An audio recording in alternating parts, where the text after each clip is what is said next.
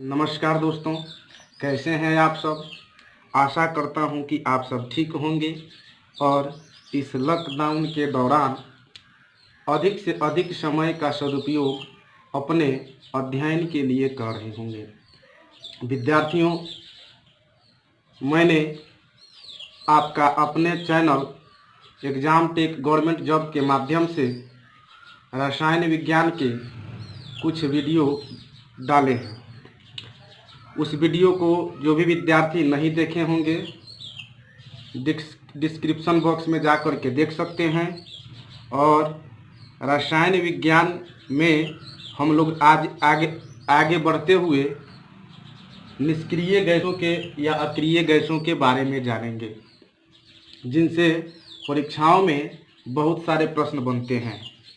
विद्यार्थियों, इस चैप्टर को पढ़ने से पहले, अक्रिय गैसों के बारे में जानने से पहले मैं आप लोगों से रिक्वेस्ट करूंगा कि जो अब तक मेरे चैनल को सब्सक्राइब नहीं किए हैं, सब्सक्राइब कर देंगे ताकि आने वाले प्रत्येक वीडियो की जानकारी आपको प्राप्त हो सके। तो आइए आज हम लोग जानते हैं निष्क्रिय या अक्रिय गैसों के बारे में। मित्रों, जो आधुनिक आवर्त सारणी हम लोग पढ़ते हैं उसमें बाईं ओर से दाईं ओर जाने पर तत्वों के धात्विक गुण कम होते जाते हैं। इस कारण अक्रिय या निष्क्रिय गैसों को आवर्त सारणी में सबसे अंत अर्थात शून्य वर्ग में रखा गया है। इनको हम अक्रिय या निष्क्रिय गैस क्यों कहते हैं? मित्रों, ये अक्रिय या निष्क्रिय गैस कहलाते हैं। इनके नाम से ही स्पष्ट है।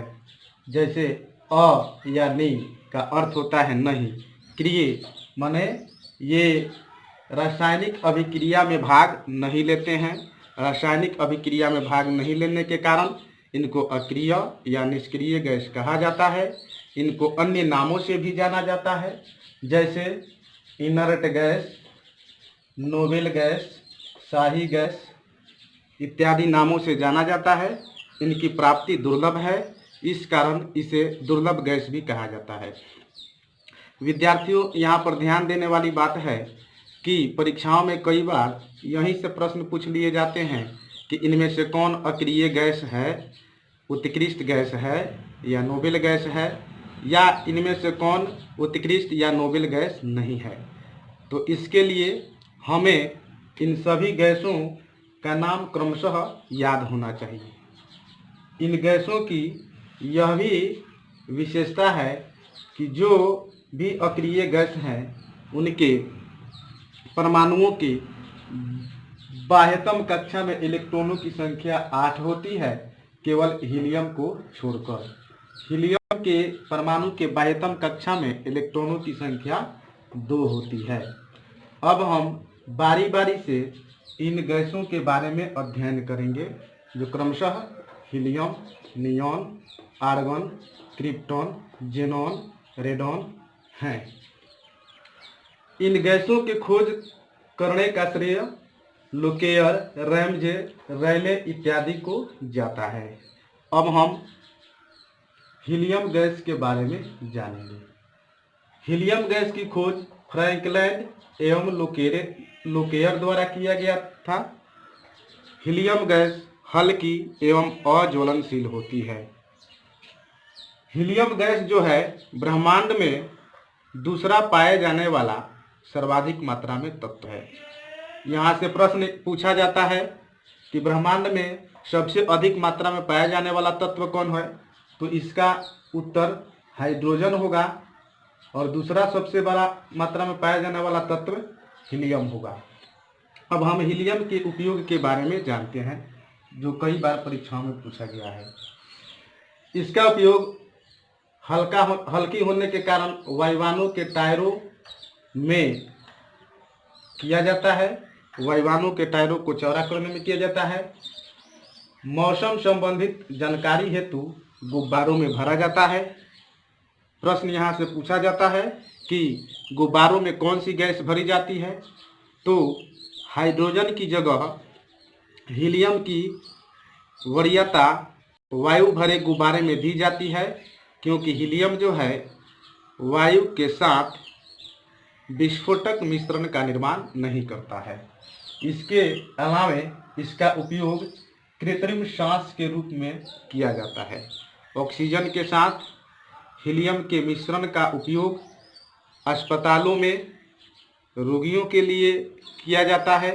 इसका उपयोग दमा रोगियों के उपचार में किया जाता है और इसका उपयोग जब समुद्री गोताखोर अधिक गहराई में जाते हैं तो अपने साथ ऑक्सीजन के साथ हीलियम गैस को लेकर के जाते हैं, क्योंकि हीलियम जो है ऑक्सीजन के तनुकरण में सहायता करता है। तो यहाँ से यह प्रश्न पूछा जाता है कि हीलियम गैस का उपयोग कहाँ कहाँ किया जाता है। तो इसका उपयोग वायुयानों के टायरों में किया जाता है, मौसम संबंधित जानकारी प्राप्त करने के लिए गुब्बारों में भर करके ऊपर भेजा जाता है और कृत्रिम सांस के रूप में इसका उपयोग किया जाता है। उसके बाद हम पढ़ते हैं नियॉन। नियॉन का उपयोग प्रकाशिकीय सजावट एवं चमकदार विज्ञापनों में किया जाता है और नियॉन चूँकि कोहरे में भी अधिक चमकता है, इस कारण इसका उपयोग हवाई अड्डों पर विमान चालकों के संकेतक के रूप में किया जाता है। प्रश्न यहाँ से ऐसे पूछ दिया गया था कि प्रकाशिकीय सजावट तथा विज्ञापन के लिए विसर्जित लैंपों में कौन सी गैस भरी जाती है। तो इसका उत्तर होगा नियॉन गैस। आगे हम पढ़ते हैं आर्गन के बारे में। आर्गन से बहुत सारे प्रश्न परीक्षाओं में पूछ लिए गए हैं, जैसे आर्गन की खोज किसने किया, रैमजे ने किया।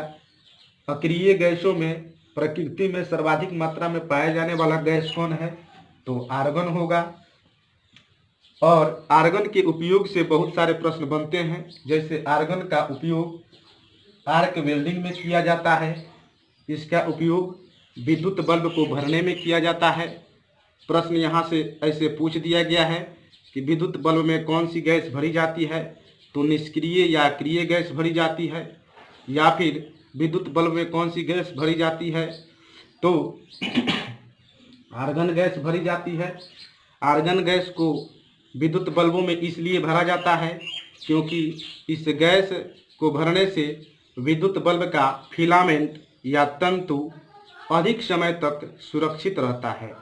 इस कारण इसको विद्युत बल्ब में भरा जाता है। और हम लोग जानते हैं कि विद्युत बल्ब का तंतु या फिलामेंट टंगस्टन का बना होता है। यह भी परीक्षाओं में पूछ लिया गया है, इसे भी हमें याद रखना चाहिए। उसके बाद क्रिप्टॉन। क्रिप्टॉन से ज़्यादा परीक्षाओं में प्रश्न नहीं पूछे जाते हैं, फिर भी हमें इसका उपयोग बिजली का बल्ब बनाने में किया जाता है, फोटोग्राफी में किया जाता है, लेजर बनाने में किया जाता है, याद कर लेना चाहिए। उसके बाद जेनॉन। जेनॉन से प्रश्न बनता है और यह बहुत ही इम्पोर्टेंट है। जेनॉन इन अक्रिय गैसों में एक ऐसा अक्रिय गैस है जो यौगिक बना सकता है। इस प्रकार प्रश्न पूछे जा सकते हैं कि कौन सा ऐसा अक्रिय गैस है जो यौगिक बनाता है, तो इसका उत्तर जेनॉन होगा। यौगिक बनाने के कारण अक्रिय गैस को विचित्र गैस या स्ट्रेंजर गैस कहा जाता है। यह भी प्रश्न पूछ लिया गया है कि किस गैस को स्ट्रेंजर गैस के नाम से जानते हैं, तो इसका उत्तर जेनॉन होगा। और जेनॉन यौगिक बनाने के साथ जल में घुलनशील भी होता है। अब हम पढ़ते हैं रेडॉन के बारे में। रेडॉन एक रेडियो सक्रिय तत्व है जिसका उपयोग कैंसर के इलाज में रेडियोथेरेपी के रूप में होता है। और रेडॉन से हमें एक महत्वपूर्ण बात यह भी जानना होगा कि जो भी अक्रिय गैस हैं ये सभी वायुमंडल में पाए जाते हैं रेडॉन को छोड़कर। अर्थात रेडॉन एक ऐसा अक्रिय गैस है जो वायुमंडल में नहीं पाया जाता है और यह गैसीय तत्वों में सबसे भारी तत्व है। तो हम लोगों ने आज अध्ययन किया अक्रिय गैसों के बारे में। यहाँ से जो इम्पोर्टेंट प्रश्न बनते हैं परीक्षाओं में, इस वीडियो को 1 या 2 बार देख लेने से प्रश्न छूटने की संभावना नहीं रहती है। इसलिए हम इसको 1 से 2 बार वीडियो देख लें, या अक्रिय गैसों का नाम भी याद हो जाएगा। बहुत से विद्यार्थी इसको ट्रिक के माध्यम से भी याद करते हैं। जैसे बहुत से विद्यार्थी ट्रिक बनाए हैं, आज की हीलिंग, आ से आर्गन, ज से जेनॉन, की से क्रिप्टन, ही से हीलियम, र से रेडॉन, नी से नियॉन। ऐसे भी याद कर सकते हैं। जैसे भी आप याद करें, यह आपके लिए काफ़ी परीक्षा के दृष्टिकोण से उपयोगी साबित होगा। आज हम लोग अक्रिय गैस के बारे में जाने। आते हैं हम लोग अगले वीडियो में। तब तक के लिए धन्यवाद।